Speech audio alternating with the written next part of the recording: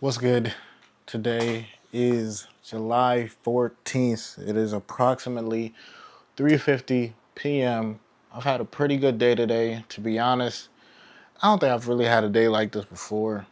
I feel like it was very much of like a self-care type of day, you know? Other than, I went to the gym, took care of the groceries, this, that, got a haircut. I got a massage today, which was nice, a deep tissue massage. I'm a huge fan of massages. I haven't had a massage since probably like 2 years ago. But my sister, funny enough, last time I had a massage was 2 years ago. My sister, for my birthday, gave me, maybe last year, maybe even 2 years ago, gave me a gift card to go to like the spa place right by my crib. And I never used it.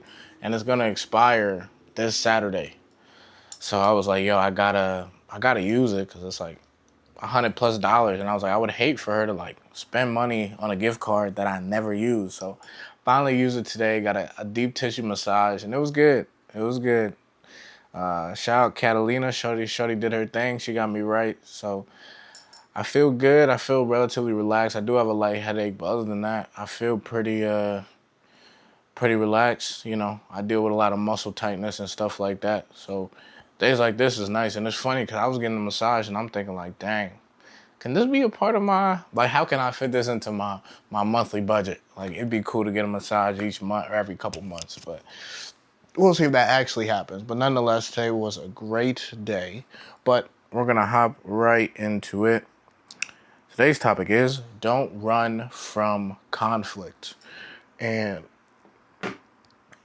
this came up because, I really try not to run from conflict. Don't get me wrong.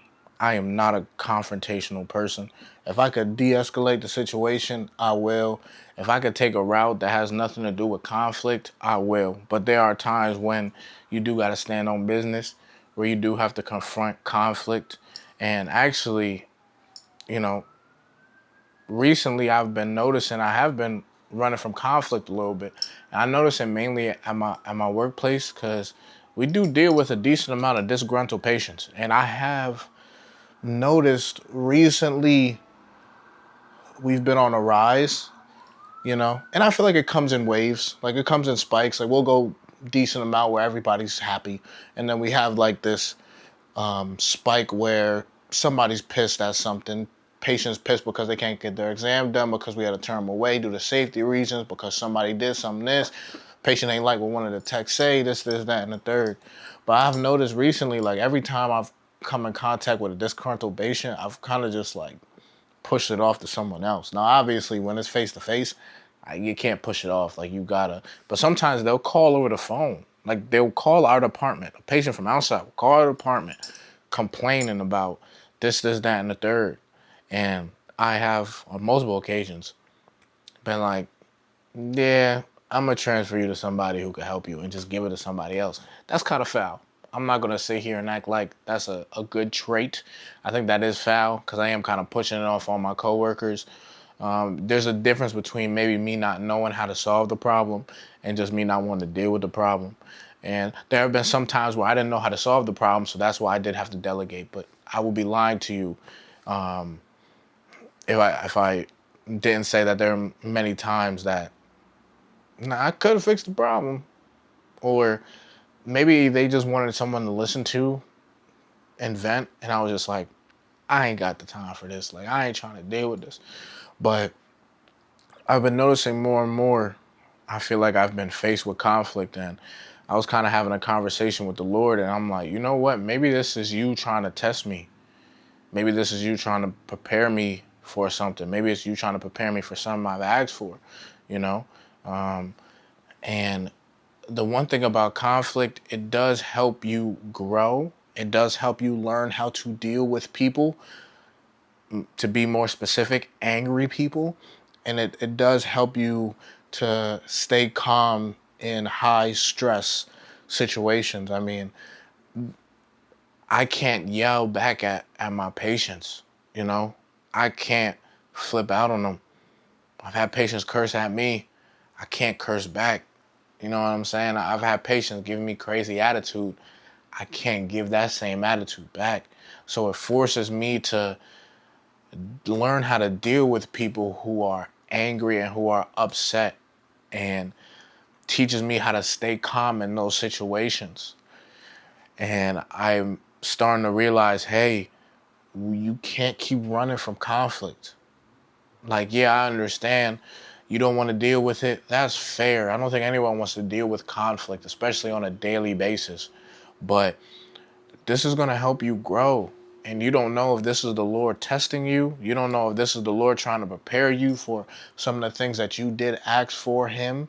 And even if not, this is just a great way to learn and grow and learn how to deal with people.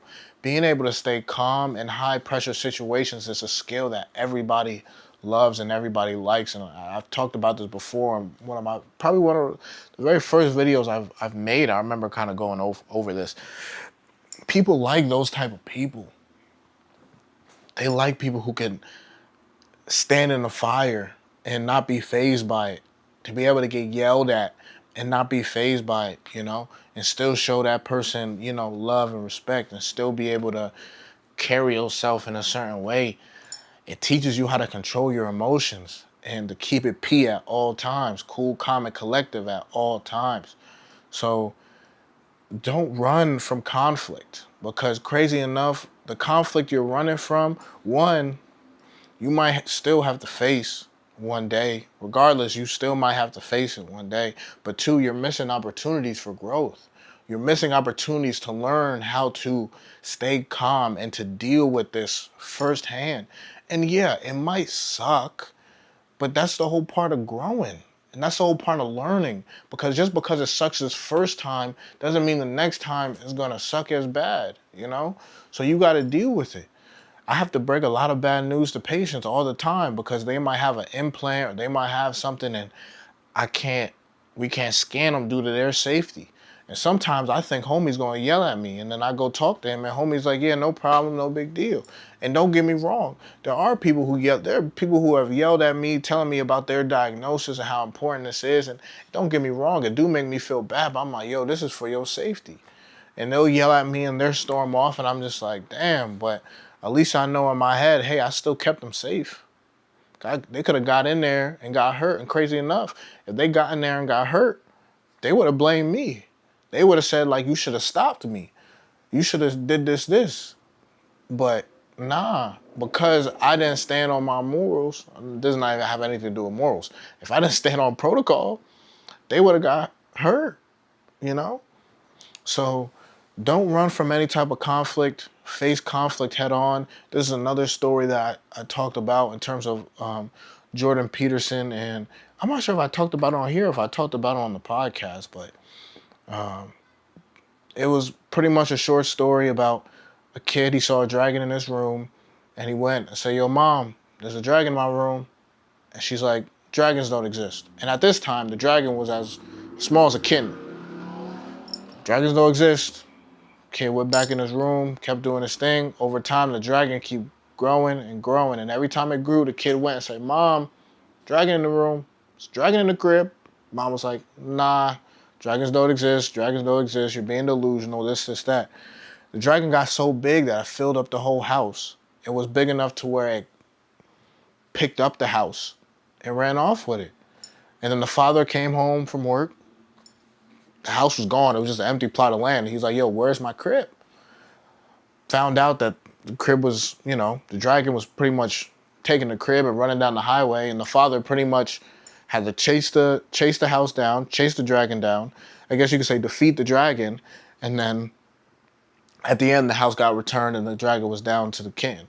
And the whole point of that is you face things head on early enough, because over time they're just going to grow and grow and grow. And it's easy to face a problem or a conflict when it's as small as a kitten compared to where it's a gigantic dragon to where it can now take up your house and destroy it. So that's another lesson, as in, if you have a conflict, just face it now. Just go through it now. Because if you wait and wait and procrastinate, you're going to have to fight a even bigger, stronger dragon down the line. And it's probably going to take a lot more out of you, and it's probably going to be significantly more difficult for you to defeat it and face that conflict because of how big that conflict is now.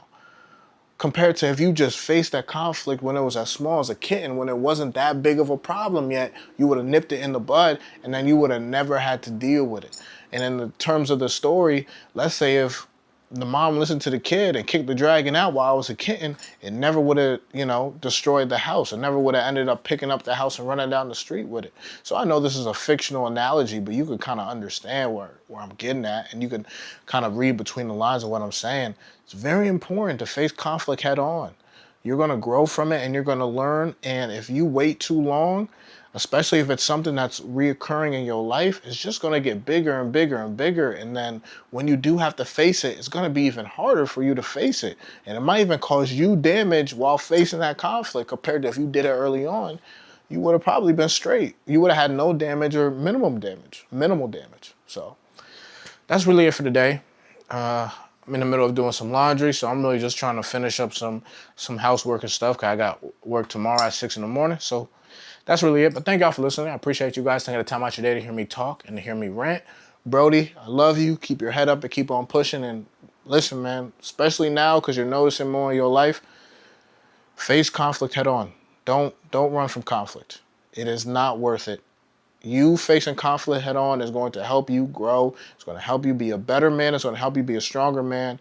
And who knows that this could be the Lord's way of testing you, and getting you ready for some of the things you asked for. I'll catch you later. Peace.